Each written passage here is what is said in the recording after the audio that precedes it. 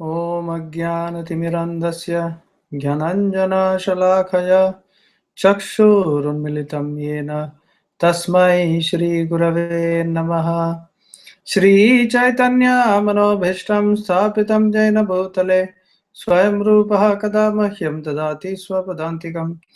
वन्देऽहं श्रीगुरो श्रीयुतापदकमलं श्रीगुरून् वैष्णवांश्च श्रीरूपं सागरजातं सहगणरघुनाथान्वितं तं सजीवं साद्वैतं सावधूतं परिजनसहितं कृष्णचैतन्यदेवं श्रीराधा कृष्णपादान् सहगणललिता श्रीविशाखान्वितांश्च। हे कृष्ण करुणा सिन्धु दीनबन्धु जगत्पते गोपेश गोपिकान्त राधाकान्त नमोऽस्तुते। तप्त काञ्चन गौरांगी राधे वृन्दावनेश्वरी वृषभानुसुते देवी प्रणमामि हरिप्रिये। वाञ्छाकल्पतरुभ्यश्च कृपा सिन्धुभ्य एव च पतितानां पावनेभ्यो वैष्णवेभ्यो नमो नमः। जय श्री कृष्ण चैतन्य प्रभु नित्यानंद श्री अद्वैत गदाधर श्रीवासादि गौर भक्त वृंद। हरे कृष्णा कृष्णा कृष्णा हरे हरे, हरे राम राम राम हरे हरे। हरे कृष्णा कृष्णा कृष्णा हरे हरे, हरे Ram Ram Ram Hare Hare. Hare Krishna. So today we will talk about the intricacies of karma. Karma is a very difficult topic to understand, and actually in the Bhagavad Gita, Krishna says that we need to have transcendental knowledge. So this transcendental knowledge, this spiritual knowledge, will eventually free us from all karma, from all the aspects of karma. So that's why in the Bhagavad Gita, Krishna explains the aspect that one should perform one's duty or karma as described in the scriptures. But one must understand the purpose behind acting in this world. Why are we acting in this world? What are we doing in this world? So the purpose behind acting in this world or doing anything in this world is actually to achieve self-realization, is to realize your relationship with Krishna. So the goal of life is actually to realize our relationship with Krishna. And if we are able to realize our relationship with Krishna, then our life becomes successful. Everything else that we do is basically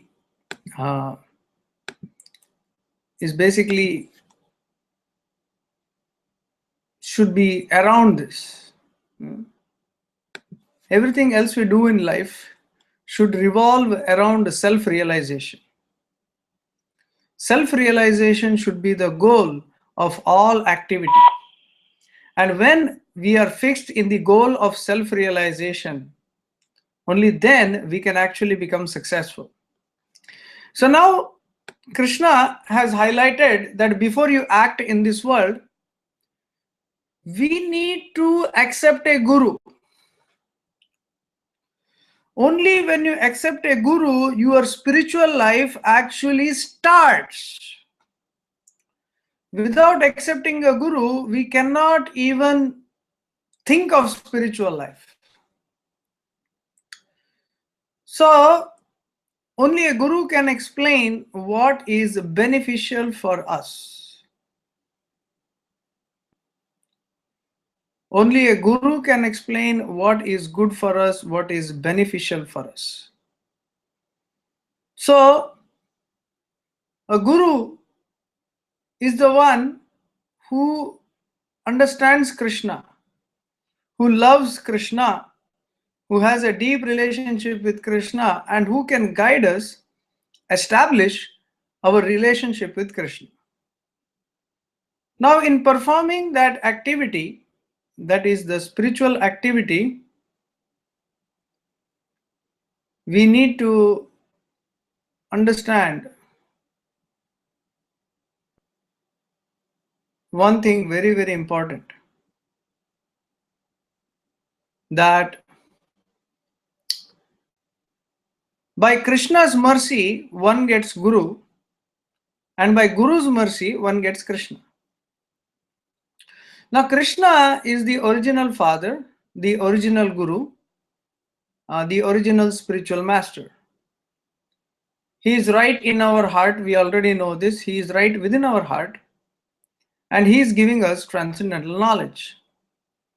Now, the Guru, a self-realized Guru, is directly connected with Krishna, and he is able to understand Krishna's desire, act according to that desire of Krishna, and inspire the disciples to act in relation with Krishna as per Krishna's desire and connect them to Krishna. Now, in doing so, when we lead our life, we become sometimes mesmerized, we become confused about the goal of life. We become really confused. What should be the goal of our life? How should we live our life? How should we act in this world? So, this Guru is meant to give us guidance on how we can lead a proper spiritual life. According to our karma, we enjoy or we suffer. Sometimes we go to a temple, and even when we go to an ISKCON temple or some place, we go somewhere and we try to become devotees. And we see that all types of people come to that place. Some people are rich, some people are poor, some people are happy, some people have a good background, some people have a bad background, some people have a good job, some people have no job, some people are students. So sometimes we cry at our karma. We think, oh, if we had some spiritual, materially, if we were successful, or if we materially had a nice career, we had a nice life, all these things, if we were well settled, then we could become very good devotees or something like that. So these are all intricacies of karma. Let me give you a nice example. Two Brahmanas were being trained under one Guru.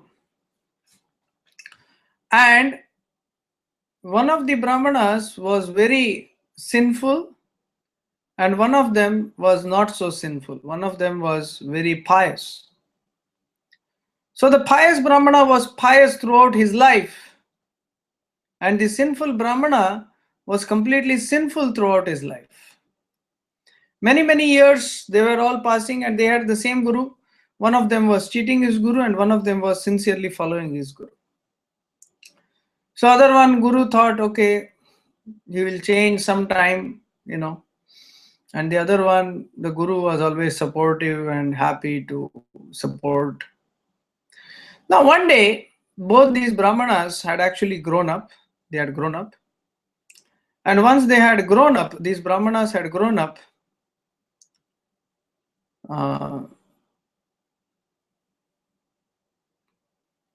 then the same day, one of the Brahmanas, he fell down and he hit the ground, and he had a very bad cut on his head, very bad cut. The second Brahmana, on the same day, the second Brahmana was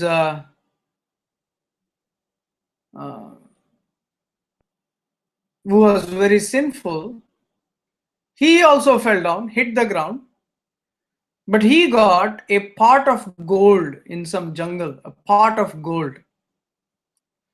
So one Brahmana who was pious, he got a cut on his head. And the sinful Brahmana, on the other hand, he got a pot of gold. So the both of them came to the Guru at that point of time. They came to the Guru and they began to ask the Guru, why did this happen? Because the Brahmana who was the good guy, the pious man, so he is thinking, after so many years of performing good karma, today I have got such a bad slash on my head, and at the same day, my partner, disciple of the same Guru, this man, who was very sinful, who was very, very sinful, this man falls down and he is getting a pot of gold. So he is thinking this karma is very difficult to understand.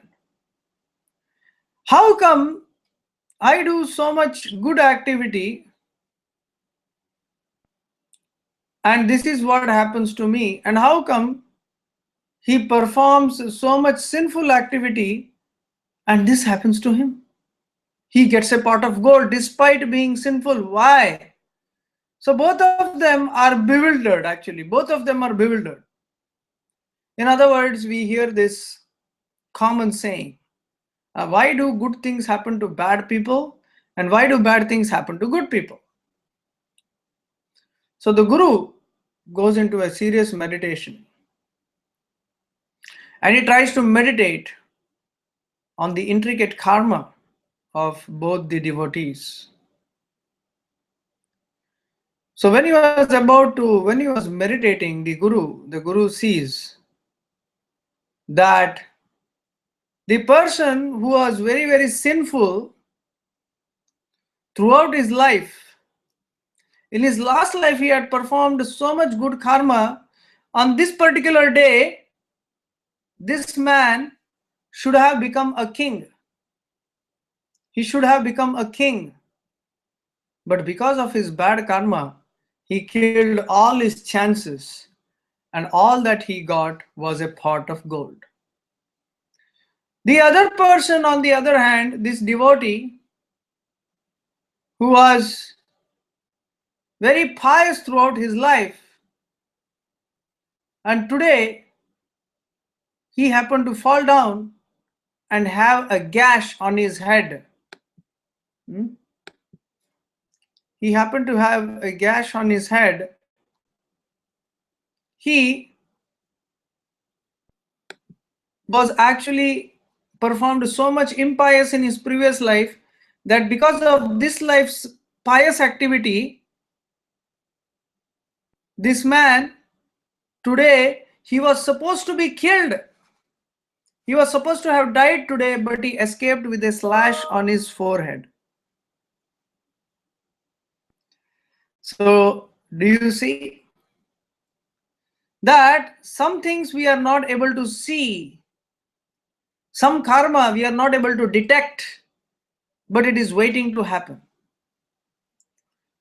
So similarly, we should carry on with our spiritual activity without being burdened about thinking, oh, if bad things happen to good people, then what is going to happen to me as well? Please have faith that Krishna will perform everything in your best interests. This is the goal of a devotee. That Krishna performs everything in his best interests. Now this law of karma, as we saw in this particular case, is very, very difficult to understand. Sometimes it's incomprehensible how this happened. Once a man, for example, was walking in a city, in a village, and he reached the village late at night, this Brahmana.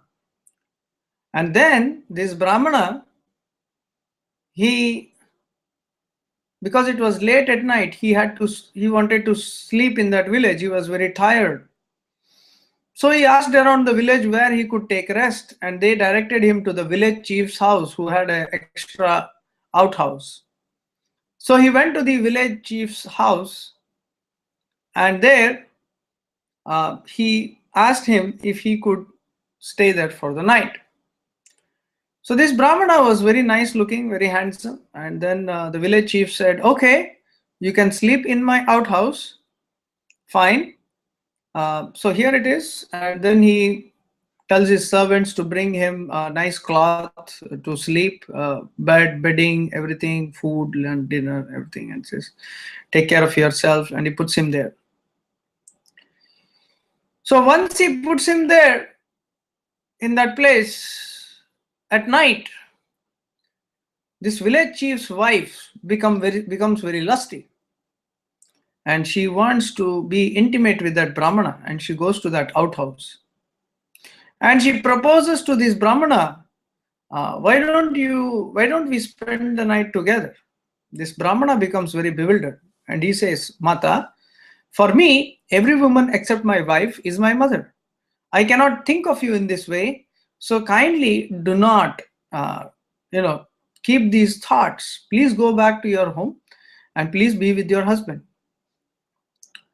So then at that point, this Brahmana has said this, and this woman, the wife of the chief, she becomes very angry. She thinks, "Oh my God, I'm so beautiful. I've never proposed to any other man, and this is one man I'm trying to propose to, and he is rejecting me. How come he rejects me?" So she becomes very angry. So what she does is takes off some of her jewelry, and she hides it in the outhouse where this Brahmana is sleeping. And the very next day, early morning, she makes a huge noise. She says, "My jewelry is missing, my jewelry is missing." And they all look all over the place. The servants look all over the place, and they find it in the room where this Brahmana is taking rest. And naturally, they suspect this Brahmana. So the entire village gets together, and they find for sure that this Brahmana has stolen it. So what they do in the end, they ask this Brahmana, "Have you stolen it?" And this Brahmana says, "Oh yes, I have stolen it." Hmm? No, the Brahmana doesn't say "I have stolen it," but the queen actually implicates him saying that he has stolen it. So finally, because they find it there, they decide in a anger, let's take revenge on this. Let's give punishment to this Brahmana so that nobody does this next time to our village. And what they do is they cut off his hand so that he doesn't steal again. So then, because they cut off his hand, this Brahmana becomes very, and they, of course, they do medication after that. And this Brahmana is very morose. He leaves the village, and he is completely devastated. His life is in tatters. And he is thinking, what did I do in my life to deserve such a punishment? What did I do? I even acted piously, and I rejected that woman. I did not want to enjoy that woman. I did not want to lose my purity. And even then, after performing proper karma, I have to suffer this result. Why? So then, as he is doing that, he gets a premonition. Premonition means in his mind, he gets an answer to his question. And the answer to his question is very wonderful. So he's able to see his previous birth. In his previous birth, he was a pious Brahmana. And what happened was that this Brahmana, in his previous birth, there were two men who were running behind a cow, trying to kill that cow. And this cow just ran past the Brahmana, and the people and the two butchers who were behind this cow, they were running, and they came to this Brahmana and they asked him, "Did you see a cow run by?" And this Brahmana, because he was a pious man, he could not say a lie. So he said yes. He could not say yes because he thought that will mean I have to do some action. I will have to use my mouth. So I don't want to, use my mouth for a bad purpose. So he just motioned his hand and he said yes. He just said this way. So the two men ran behind the cow, and very quickly they were able to outpace the cow and actually catch the cow and kill the cow. And because he had used his hand to show that direction, that karma did not go away. That karma did not go away in the end. So next life he had to pay for it. So similarly, it is said that Dhritarashtra had killed 100 birds as a prince 100 lives ago. As a prince, he had killed 100 birds and he had blinded the father bird. So a bird couple had about 100 birds. So he killed all of them as a prince doing bird hunting, and he had blinded the father. So 100 lifetimes later, this Dhritarashtra was born as a blind king, and he had to see the death of 100 children, right? He had to experience that because he could not see. Obviously, he was born blind.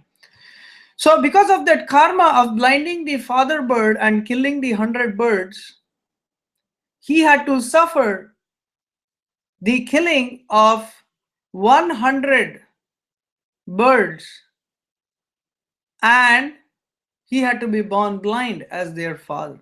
He had to be, yes, born blind. Why did it take him 100 lives to suffer that karma?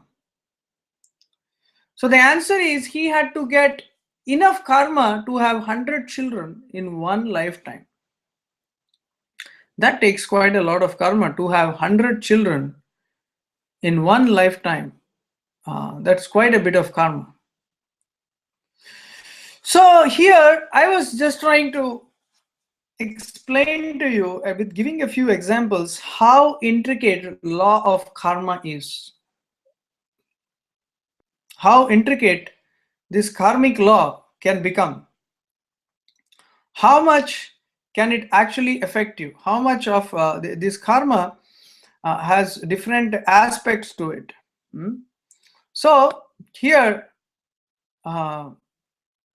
we see that Krishna explains in the Bhagavad Gita. Similarly, this karma is very complicated. It's very, very difficult to understand. This karma is very, very complicated, very, very difficult to understand. So what should we do for this karma? How should we understand this karma?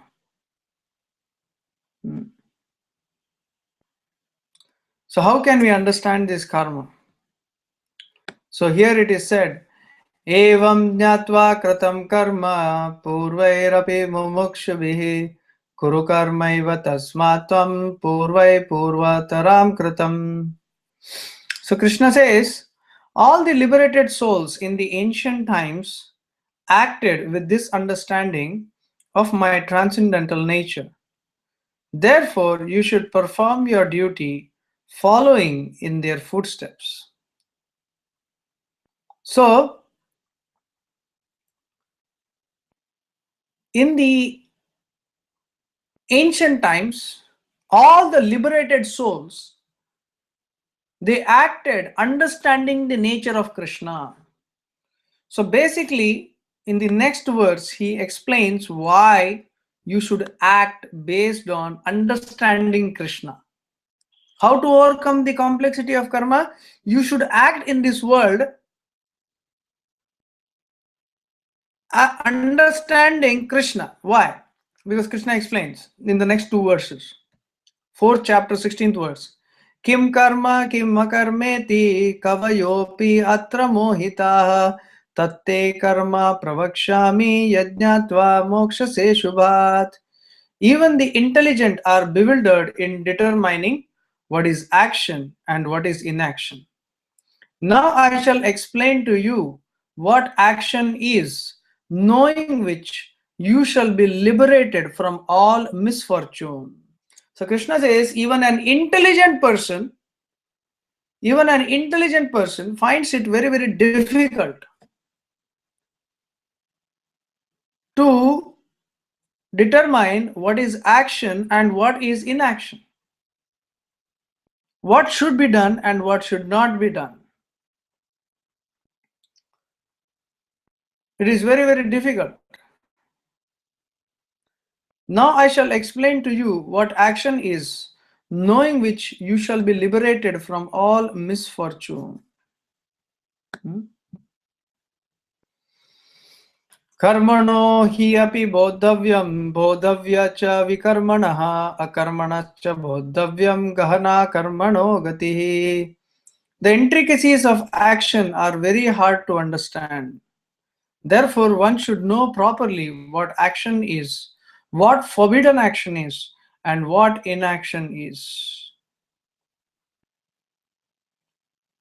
So the intricacies of action are very hard to understand. Very difficult to understand what is right to be done. Like for example, Yudhishthir, when Krishna wanted him to tell a lie, Krishna wanted Yudhishthira to tell a lie. And the whole idea in the battlefield of Kurukshetra, nobody could kill Dronacharya. He was very tough. He was the guru, isn't it? So to kill Dronacharya, there had to be some trick. And Yudhishthira was a person who would never tell a lie. And then what did Krishna do? Krishna made him lie, but in a disguise. It was a lie, but it was in a disguise. And how was that? Ashwathama was the name of an elephant, and Ashwathama was also the name of Dronacharya. And Ashwathama was actually a Chiranjeevi, and he could not be killed. He could not actually be killed. But what did Krishna do?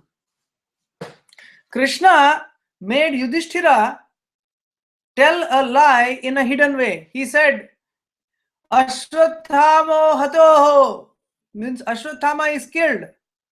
But then softly he said, at the blowing of conch shells and others, he said softly, Kunjaraha means elephant. But Dronacharya could not hear Kunjara. He says Ashwathama hata, Ashwathama is killed. So immediately Dronacharya sat down to try and meditate what happened to my son Ashwathama. And as he was doing that, Drishtadumna came and actually cut off his head when he was sitting to meditate. Because he was sitting there, right there in the battlefield. So he just took advantage and cut off his head. So Yudhishthira did tell a lie, but it was to uphold the truth. He did tell a lie, but to uphold the truth. So this is the situation. Therefore, we have to understand that how this karma acts is very difficult to understand. But if you act based on what Guru and Krishna tell you, what Krishna tells you, what Guru tells you, then that action becomes perfect, even though it may be wrong in the moral sense. So Yudhishthira might have lied in general principle, but he lied for a higher cause, because the Pandavas were destined to win and they were to be protected by Krishna, and ultimately it was Krishna's desire. Because the Pandavas were in that battlefield because they were cheated. They were cheated in the game of dice. They were cheated in many different ways since their childhood. When Karna was Karna and Arjuna were facing off with each other, then Karna's chariot slid into the tire slid into the ground. There was no way. The fighting was so equal between Karna and Arjuna. It was so powerful. It was very difficult to distinguish how is the fighting, going on. So it was very difficult. So Karna's wheel was stuck in the ground. And when Karna's wheel is stuck in the ground, Krishna tells Arjuna, go kill him, shoot the arrow now, kill him. And Karna is, what is this, Krishna? What are you doing? Krishna and Arjuna, what are you doing? I am stuck with this wheel. And what are you doing here? You are cheating. You are cheating. So then immediately Krishna tells him, Karna, where was your morality when you brought Draupadi, the helpless Draupadi, and tried to remove her clothes? Where was your morality? You are telling morality? Where was your morality when you killed Abhimanyu? When all you 14 warriors attacked Abhimanyu from all sides, attacked that one young warrior, all of you attacked all together, which should not be the norm, which is violating the norms of the war. And today you are educating us on what is morality? No, you don't deserve morality. And then Krishna tells Arjuna to fire. And then he kills Karna. So, is it right? Is it wrong of Arjuna doing so? Yes, it is right. Because Krishna asked him to do it. So when Krishna, what is right, what is wrong is only determined by Krishna, by Guru and Krishna. Of course, there are certain principles, but Krishna can overcome any of those principles. Because Krishna is above and beyond all moral and spiritual principles. But that doesn't mean we have a right to be immoral. No. There is another wonderful and interesting story of Tirumangai Alvar. Now this Tirumangai Alvar, the Alvars from South India, they built these Divya Deshams and all these temples of Lord Vishnu. So in Sri Rangam, these huge walls, the largest living temples on this planet in Sri Rangam, there, these huge walls of Sri Rangam, at that point of time, people were not contributing to build that huge temple. So Tirumangai Alvar, who was very determined that there should be a beautiful temple of Lord Vishnu, he had 3 wonderful disciples. And these 3 disciples had 3 different siddhis. One could immediately see and understand how much wealth somebody has. Another one could step on somebody's shadow and actually trap him. The third one could loot completely. So they had some of these siddhis. So these 3 of them, they hired about 1,000 robbers.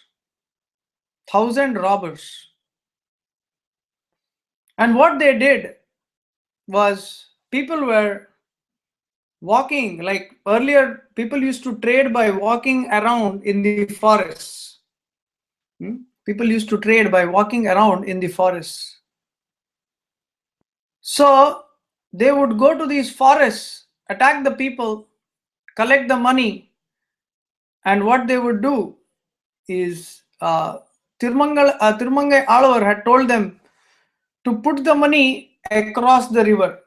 There was a river, they used to cross it, collect the money there, and slowly they used to collect a lot of money, enough money just to build the temple.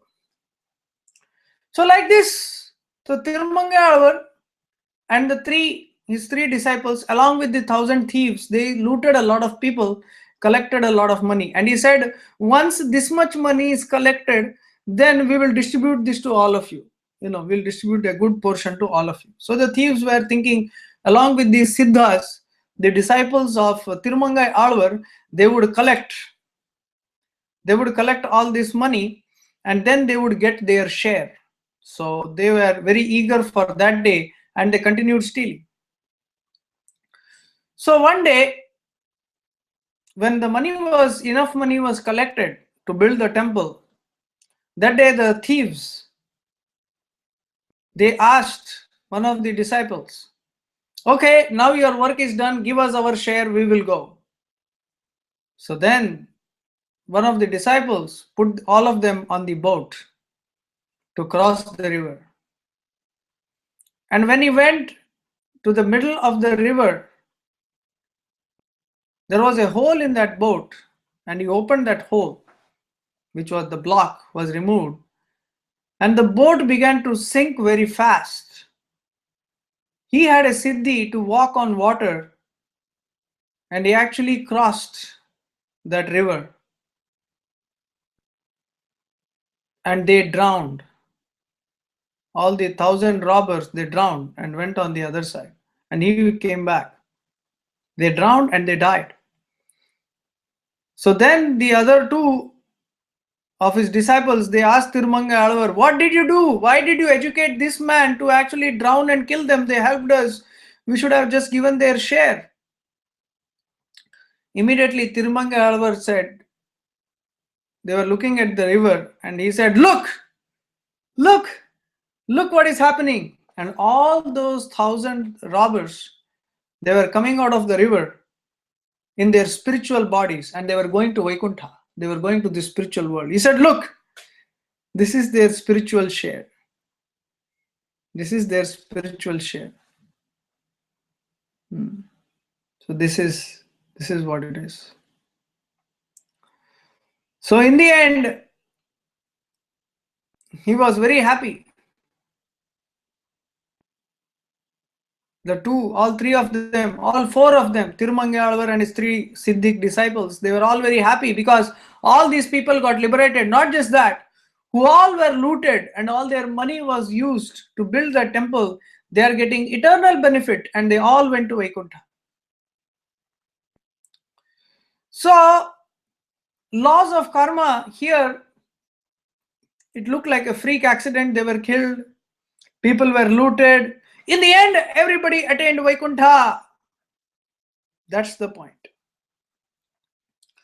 So what one should look for, how to overcome the laws of karma. Things might look a little rough or tough in the outside, but in the inside, the spiritual activity bears tremendous results.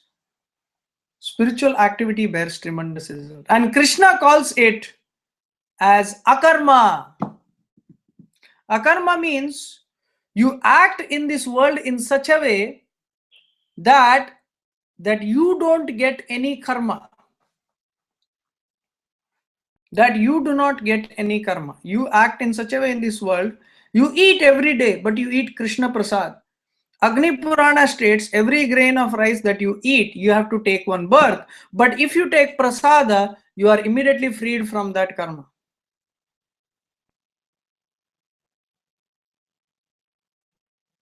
So that is number one.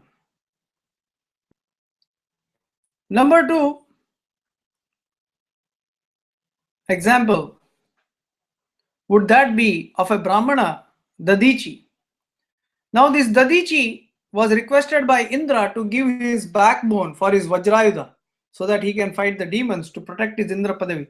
Now Indra was not a pure devotee, so he fought to protect his Indra Padavi. So he took this backbone of Dadichi And because of that, Dadichi, somebody gives up his backbone, he has to give up his body. So he had to suffer the karma of Brahma Hatya dosha. On the other hand, Hanuman, when he went to Lanka as the ambassador of Lord Ram, as a servant of Mother Sita, he burned the entire city of Lanka. Thousands and thousands of Brahmanas were killed. Even our Ravana was a devotee of Lord Shiva, and he had employed or took care of thousands and thousands and thousands of Brahmanas, and they were all burnt alive. They were all burnt alive because of the fire started by Hanuman. So what happens to them? So Hanuman did not get even a little bit of karma of Brahmana killing. Why?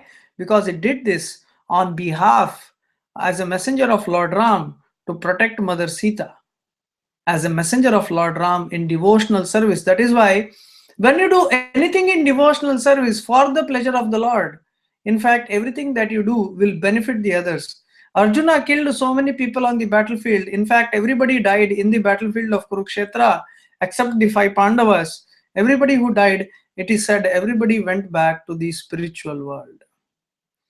It is ghastly that within 18 days, 64 crore people are killed. It is so horrible. But in the end, everybody went back to the spiritual world. So that is why karma in itself, the material karma to overcome is tough. But when one acts under the guidance of Guru and Krishna, even the worst of situations can become the best of opportunities. So we'll read one more sloka. Karmanya karmanah pashyed karmani cha karmayah sabuddhiman manusyeshu sayukta kratsna karma kret. One who sees inaction in action and action in inaction is intelligent among men, and he is in the transcendental position, although engaged in all sorts of activities. So one who sees inaction in action and action in inaction. So that means when you eat prasad, it is action. You are eating, there is action. But it is inaction because I'm eating prasada, so I'm getting no karma. So although I am acting, there is no action. I'm speaking about Krishna. So sometimes you may have to say, no meat eating, no illicit sex, no intoxication, no gambling. So sometimes it may hurt others. But it is action. But generally, if you hurt somebody, it is bad karma. But when you hurt people and then you say, no, but it is for their good. Just like you give an injection to a child and the child then becomes okay, the child might feel it very painful. So similarly, Guru might tell you something very harsh. He might say, why are you eating meat? Why are you wasting your human life? Why are you watching television? So it might feel very painful for us because we are attached to those sense gratification. But then when Guru tells us, he purifies us, we come out of that karma. Although it is action, but it is inaction. So to perform inaction, so when you perform any action, when it is performed for Krishna, it becomes inaction, means you gain no karma. So in this world, as we do all our activities, we should do it in a mood of inaction. In a mood of inaction. So this mood of inaction is devotional service, is bhakti towards Guru and Krishna. So when we act according to the desire of the Guru, when we act according to the desire of Krishna, then that activity actually becomes inaction. So law of karma in itself is very, very difficult to understand, is not easy, is very, very tough. But if we actually do it as per Krishna's desire, then we actually become very, very successful. Yasya sarve samarambha kama sankalpa varjitaha jnanadi dagda karmanam tamahu panditam buddhaha. One is understood to be in full knowledge. whose every endeavor is devoid of desire for sense gratification. He is said by the sages to be a worker for whom the reactions of work have been burned up by the fire of perfect knowledge. So, when one does any activity with complete knowledge of Krishna, in order to satisfy Krishna, with a desire which is devoid of sense gratification, so the intention, so your intention behind all activity, so your intention behind every activity is to please Krishna, is devoid of the desire for sense gratification. He is said by the sages to be a worker for whom the reactions of work have been burned up by the fire of perfect knowledge. Right, so I will stop a little early today. So are there any questions or comments at this point? So let me just quickly summarize briefly. So summary is that karma is very, very difficult to understand. Law of karma is very, very complicated. So what is karma? What is good karma? What is bad karma? The law is again complicated. We saw several examples of the two Pandavas. We saw the example of Maharaj Yudhishthir. We saw the example of Karna and Arjuna. We saw several other examples of how law of karma is very, very intricate. But when Krishna is the ultimate judge, so if Krishna is pleased with you, he can free you from all karma. But when Krishna is not satisfied with you, then then things could get more complicated. So the whole goal of life is to understand, act in this world with the knowledge of Krishna. So one should understand who is Krishna. One should understand Krishna's pastimes. One should understand Krishna Lila, and all this can be understood only when we surrender unto Guru. So by surrendering unto Guru, by surrendering unto Krishna, one gets proper knowledge, and with this proper knowledge, when one acts spiritually in this world, he actually becomes very, very successful. So success means to act and live in this world and act in such a way that we do gain no karma at all. That is when our life actually becomes very, very successful. So our real prayer should be to Krishna, Krishnera Matirastu, that our intelligence should be full of understanding of Krishna, Krishna Bhakti Praptirastu, Krishnera Matirastu. That is what we say, Satyam Param Dhimahi. Let my intelligence always have Krishna. Let my intelligence means memory. Let my remembrance be only of Krishna. And in that way, by remembering Krishna, my intelligence is all good, and whatever I do is completely conceived and controlled by Krishna, and we actually become successful. All right, so I will stop here. So are there any quick comments or questions?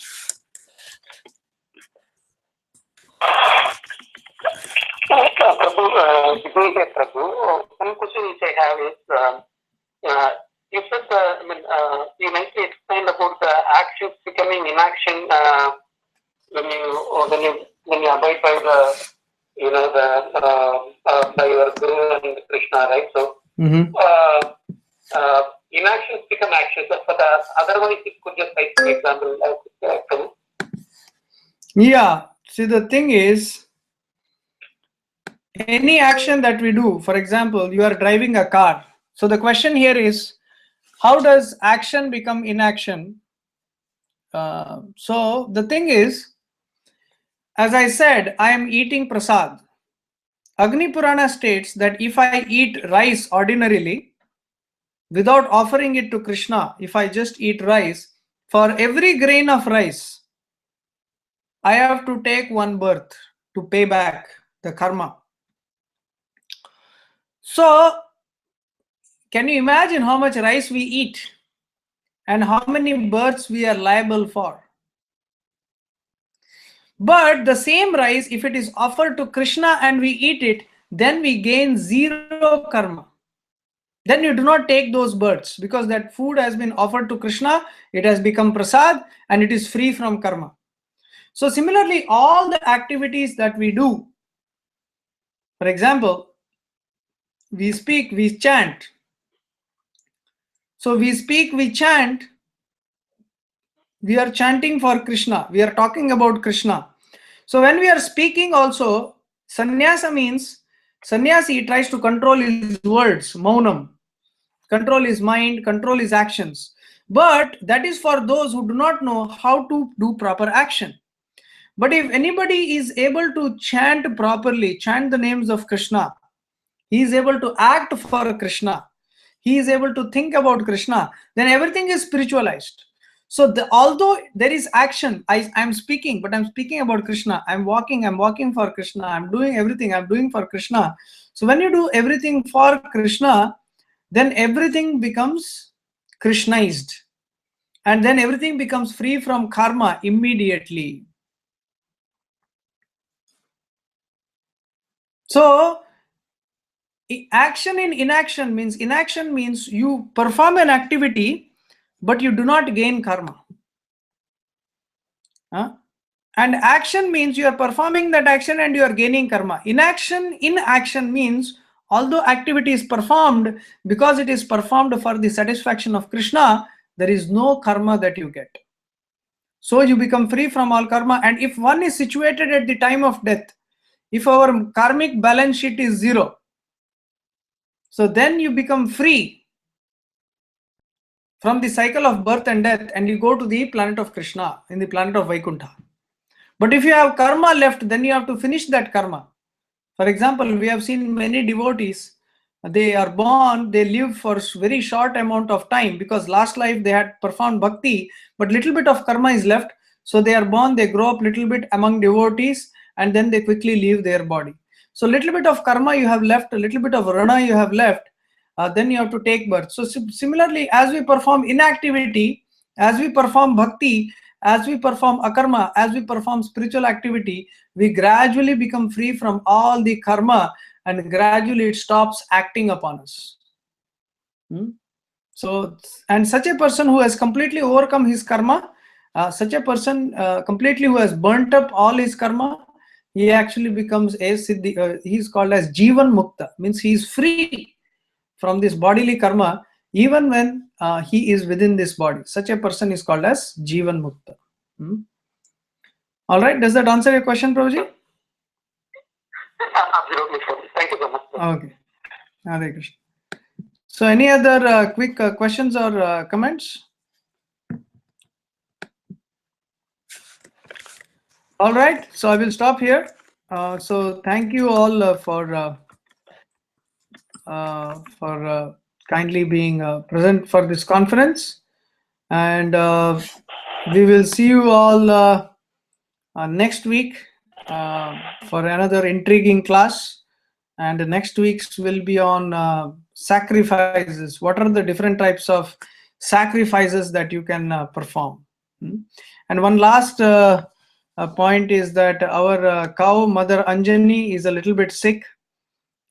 So she is in the hospital. She is critical. So devotees are all praying for her. So please pray for Mother Anjani, our cow, and pray for her well-being. All right, I will stop here. Hare Krishna. Hare Krishna.